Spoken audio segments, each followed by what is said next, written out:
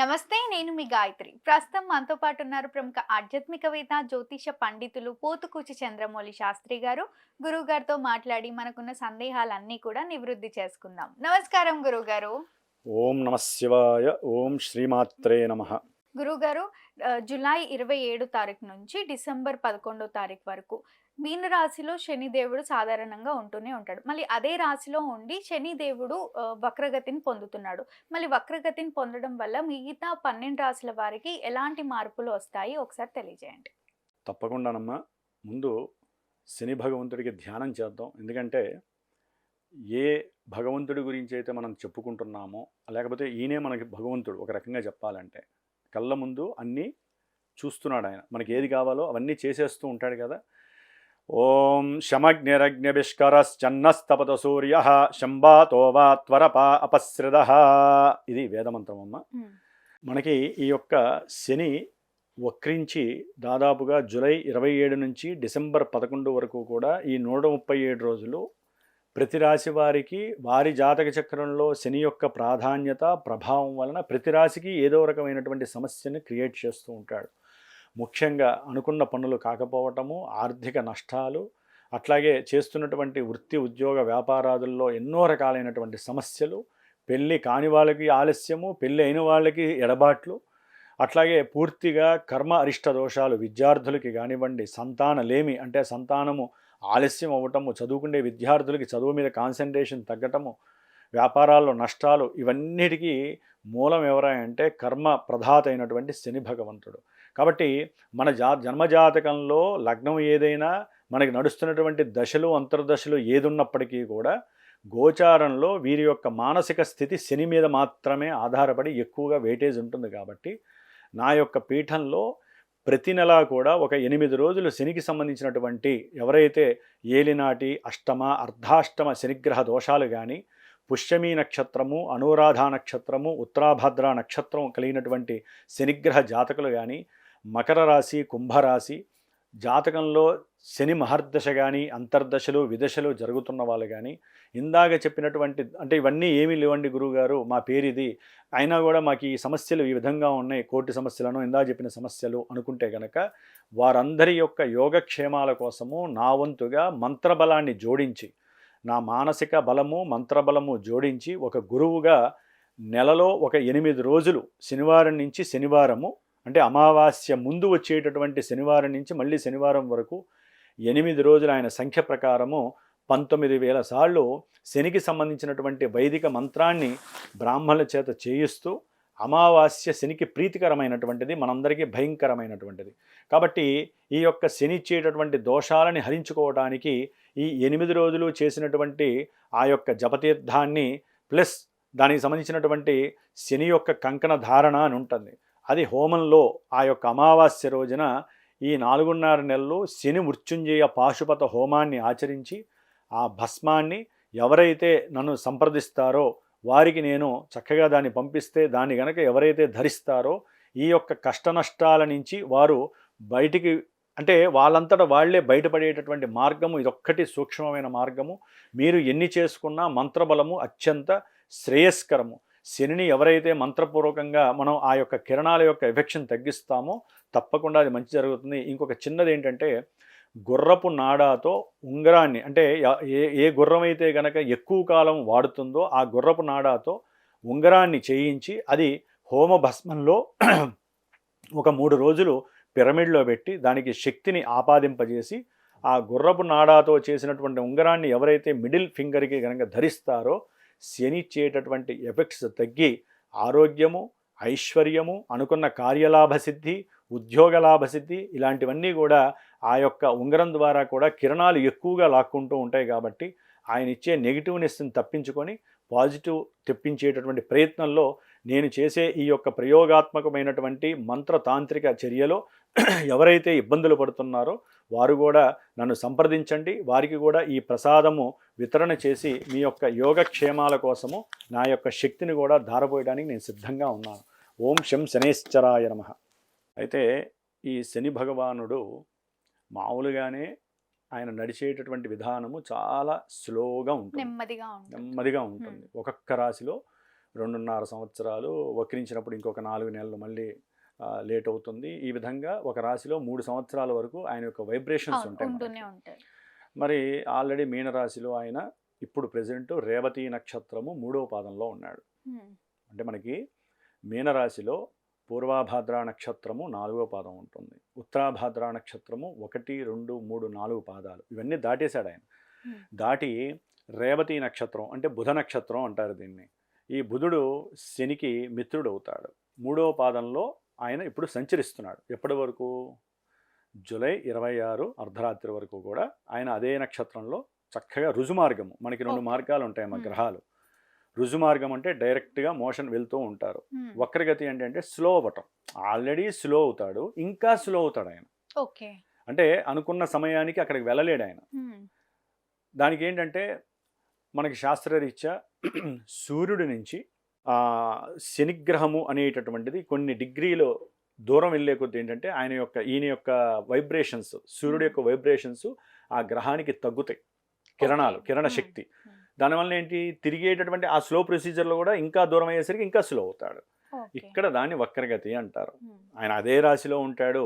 రేవతి నక్షత్రం 3వ పాదంలోంచి 2లోకి వస్తాడు, 2లోంచి 1లోకి వస్తాడు.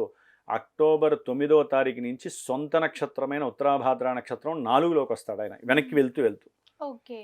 అంటే అక్టోబర్ 9 నుంచి డిసెంబర్ 11 వరకు కూడా ఈయన సొంత నక్షత్రంలో ఉండి, వీరి జన్మజాతకంలో కనుక శని భగవానుడు అసలు మంచివాడా చెడ్డవాడో ముందు అది తెలుసుకోవాలమ్మా. హ్మ్.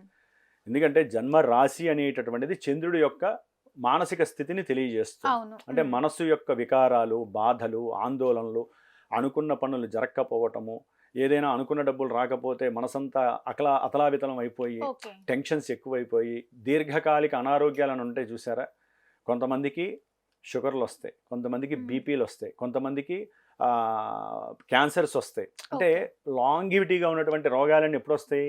మనసు ఆందోళన పడ్డప్పుడు. అప్పు చేస్తారు, తీర్చలేరు, టెన్షన్ పడతారు. ఇంట్లో పెళ్ళిళ్ళు కావు, 40 ఏళ్ళు వచ్చినా 35 ఏళ్ళు వచ్చినా కూడా ఆడపిల్లలకో మగపిల్లలకో పెళ్ళిళ్ళు కావు.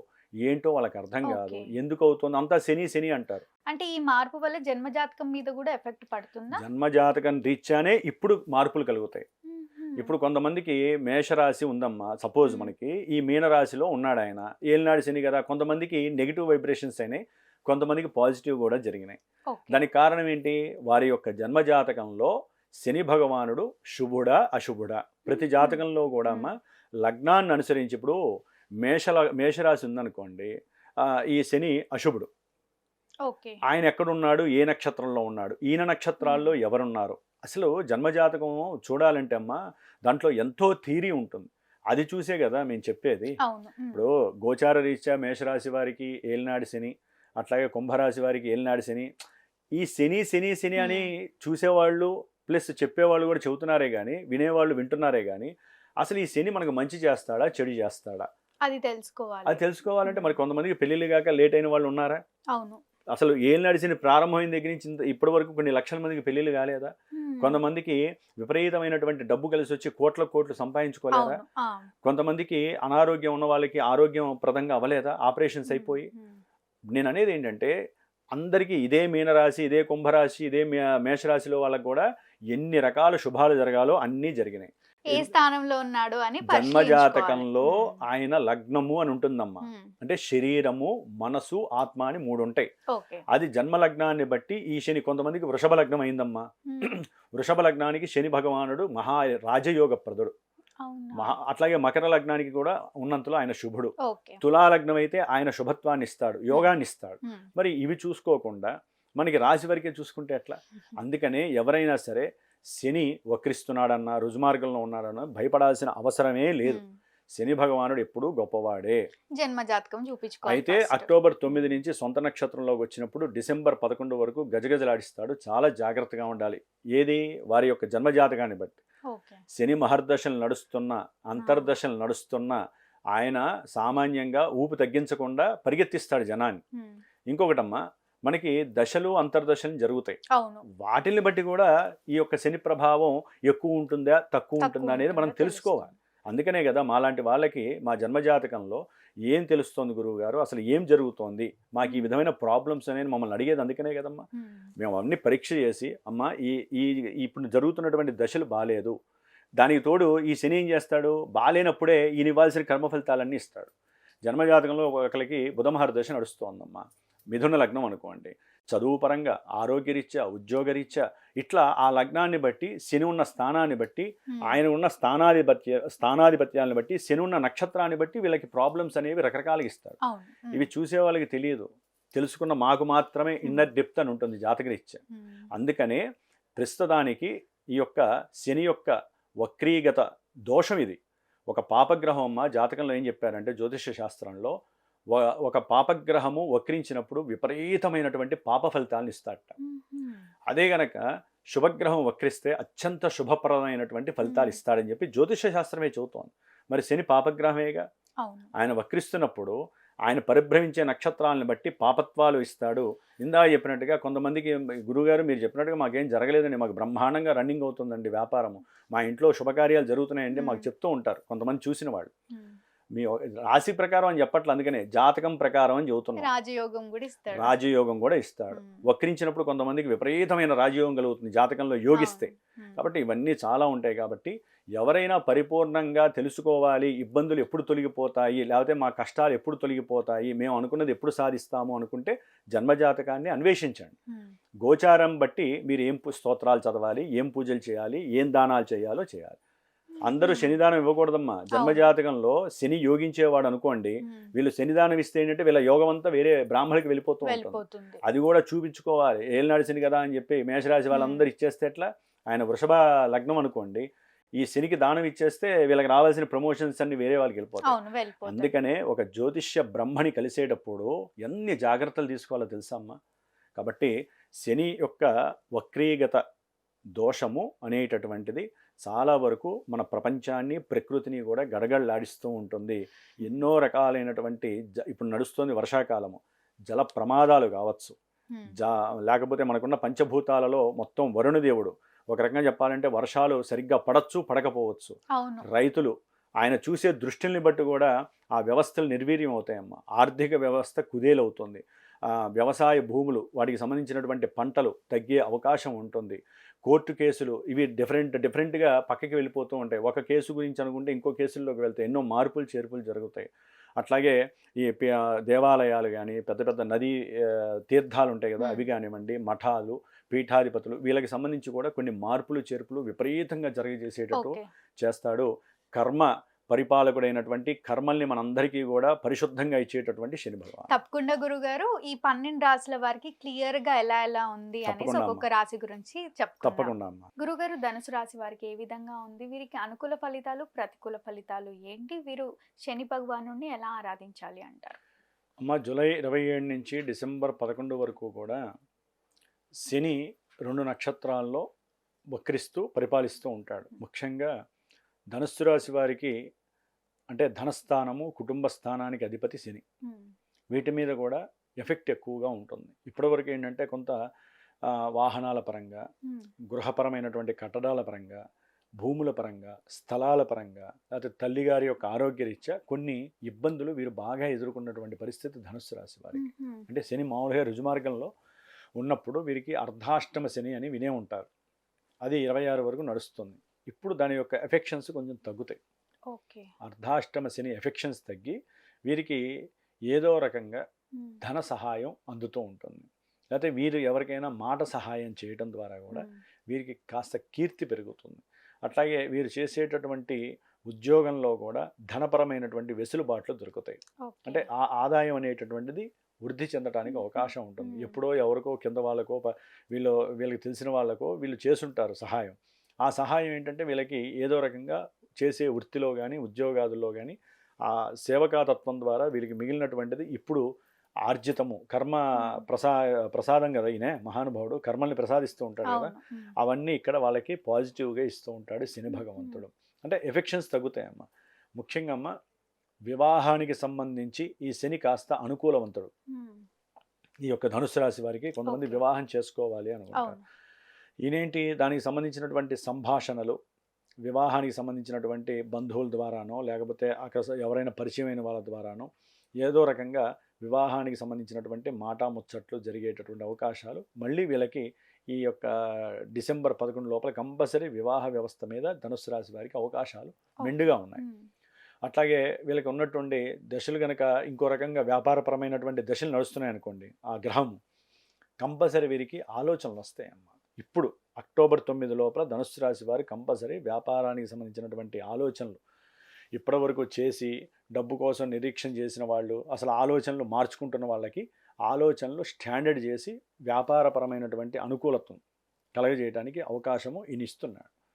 అట్లాగే ఏదైనా వ్యాపార సంబంధిత విషయాలలో కాస్త దూర ప్రయాణాలు కూడా వీరు చేయవలసిన అవసరం ఉంటుంది. ఇది ఈ ధనుస్సు రాశి వారు ముఖ్యంగా వీరు చదువుకుంటున్నటువంటి విద్యార్థులకు ఇప్పటివరకు కొంచెం ఆటంకాలు ఎదురైనాయి. ఇప్పుడు కనుక వీళ్ళు ఛాన్స్ని కనుక గట్టిగా పట్టుకుంటే ఈ ఎంబీఏ స్టూడెంట్స్ లేకపోతే ఇంకేదైనా సరే ఈ వ్యాపారానికి సంబంధించి మంచి మంచి చదువులు ఉంటాయి. ఆ చదువులు వాళ్ళు కానీ లేకపోతే ఒక స్టేజ్లో ఉన్నటువంటి వాళ్ళు 10th వాళ్ళు కానీ మంచి మార్కులు రావడానికి వీళ్ళ తెలివితేటలు బాగా ఉపయోగపడతాయి అమ్మ. అంటే ధైర్యం పెరుగుతుంది ధనుస్సు రాశి వారికి, భయం పోతుంది, ఏ పనైనా సరే సునాయాసంగా చేయగలం అనేటటువంటి ఆ పరాక్రమ లక్షణాలు కాస్త నిదానంగా డెవలప్ అవుతూ ఉంటాయి. శని వెంటనే ఇవ్వడు, నిదానంగా ఇస్తాడు. తెలివితేటల ద్వారా ఏంటంటే లైఫ్లో కెరీర్లో నేను ఏం చేయాలనేటటువంటి పునాది ఇప్పుడు ప్రారంభమవుతుంది. ఈ 4.5 నెలలు ఈ ధనుసు రాశి వారికి అత్యంత ఉపయుక్తమైనవి. ముఖ్యంగా అమ్మ ధనపరంగా ఈయన ఈ యొక్క ఎఫెక్షన్స్ ఎలా ఉంటాయంటమ్మా, ఏదైనా వీరికి ఉన్నటువంటి అప్పులు ఉన్నాయని ఇప్పటి వరకు కొంచెం ఆ శత్రు బాధలు, రోగ బాధలు, రుణ బాధలు బాగా ఇబ్బంది పెట్టి సౌకర్యంగా లేకుండా చేసినాయి. ఇప్పుడు వాటిని ఎలా తీర్చాలి, దానికి తగ్గ ప్లానింగ్స్ ఏంటి అనేదన్నీ కూడా ఈ 27 నుంచి ప్లాన్ చేసేస్తారు. దానివల్ల ఏంటంటే అప్పులు తీర్చుకునే మార్గము బాగుంటుంది. శత్రువు అన్నటువంటి వాడు లేడు నాకు అనేటటువంటి ఒక దృఢ నిశ్చయానికి వస్తారు. వీరు తీసుకునే నిర్ణయాలన్నీ కూడా లాభప్రదంగా ఉండటానికి ధనుస్సు రాశి వారికి అత్యంత అనుకూలమైనటువంటి సమయంగా భావించాలి. ఓకే, తప్పకుండా గురుగారు, ధన్యవాదాలు. శుభమస్తు.